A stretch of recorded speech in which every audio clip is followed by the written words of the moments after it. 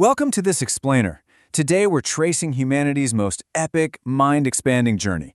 It's just incredible to look at how we went from ancient civilizations staring up at the night sky and inventing these beautiful myths, all the way to the absolute bleeding edge of modern quantum physics. This is literally the ultimate story of us trying to figure out exactly where we are, and it's absolutely fascinating to see just how dramatically our horizon has expanded over the centuries. Okay, let's dive right into this. To ground ourselves, we kind of have to define exactly what it is we're looking at today. So, cosmology. It's the study of the nature of the universe as a whole, the entire cosmos. It's this massive field investigated by astronomers, physicists, and even philosophers. And the word itself actually has pretty deep roots. It was first used in English way back in 1656 by a guy named Thomas Blunt in his Glossographia, where he defined it as a speaking of the world. So, here is our flight itinerary for today. We're going to start with mapping the ancient cosmos, move through the epistemological rupture, and then check out the Great Debate. From there, we'll hit the golden age of cosmology, award-winning modern physics, and finally, the bleeding edge. Part 1. Mapping the ancient cosmos, philosophy, myth, and the first worldviews. Long before we had telescopes, early humans mapped the cosmos relying purely on philosophy, myth, and honestly just their own vibrant imaginations. And it's wild to look at how diverse these early attempts were at placing ourselves in the universe. Around 2300 BCE, Babylonian literature described a flat Earth just floating in these infinite waters of chaos. Jump to 1700 BCE, and the Hindu Rig Veda outlined this incredibly vast, cyclical universe, manifesting and unmanifesting over trillions of years. Over in ancient Greece, around 560 BCE, Anaximander pictured a cylindrical Earth floating completely unsupported in infinite space. And then, by 384 BCE, we get the famous Aristotelian universe, which was a static, Earth-centered cosmos surrounded by massive, concentric crystalline spheres. But you might be wondering, why did they care so much? Well, I absolutely love this quote from the Roman Emperor Marcus Aurelius. He wrote, "He who does not know what the world is, does not know where he is, and he who does not know for what purpose the world exists, does not know who he is, nor what the world is." This connects so perfectly to us, doesn't it? Early cosmology wasn't just about figuring out where the rocks in space were. It was this deeply personal quest to answer the fundamental question of human purpose. Part 2. The epistemological rupture, shattering the crystalline spheres. So this is where we completely shatter those ancient crystalline spheres we just talked about, and the old world gets turned entirely upside down. It's a massive epistemological rupture. In the 16th century, Nicholas Copernicus proposed a heliocentric, or sun-centered system. Then Johannes Kepler and Galileo Galilei built on that using mathematics and actual telescopic observation. But the final blow to the old myths? That came in 1687 when Isaac Newton published Principia Mathematica, giving us the law of universal gravitation. Basically, it proved what we call the Copernican principle. Bodies on Earth obey the exact same physical laws as celestial bodies. The heavens were finally demystified.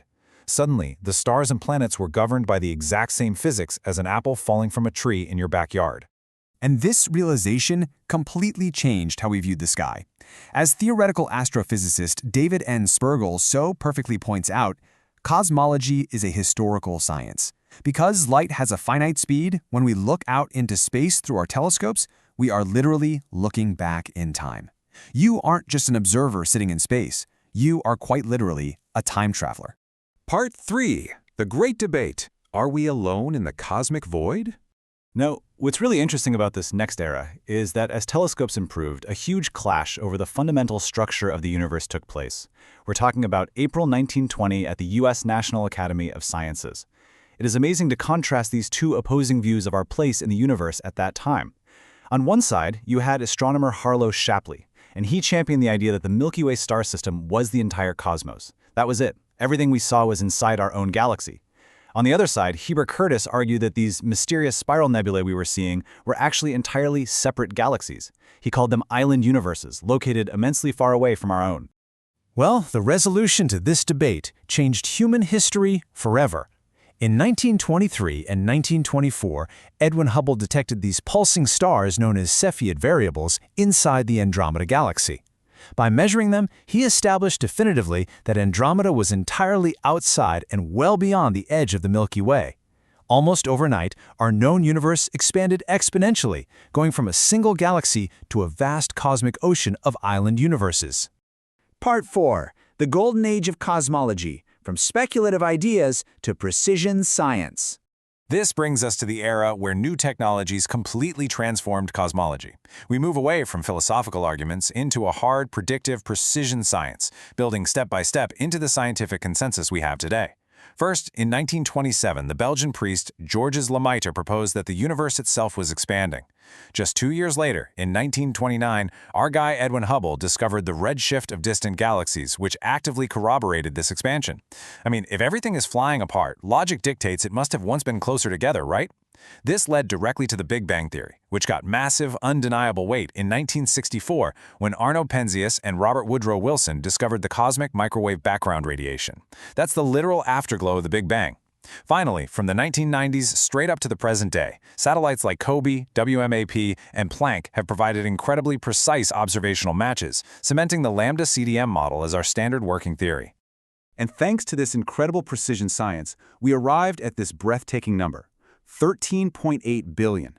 That is the age of our universe in years, as reported by the Planck mission astronomers back in 2014. Just take a second to let that sink in.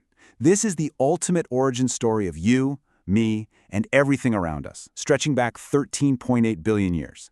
And from that origin, we get an immense sense of scale with this next number, 2 trillion.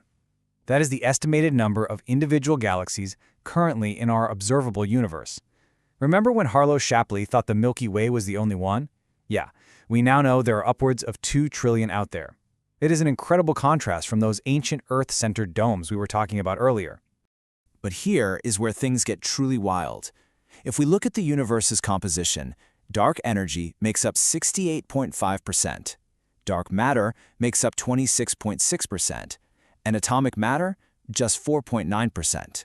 The shocking reality here is that everything we can see, touch, and interact with, every star, every planet, the actual device you are watching this explainer on right now, and you yourself, makes up less than 5% of the cosmos. The vast, overwhelming majority of our universe is made of stuff we can't even directly see yet.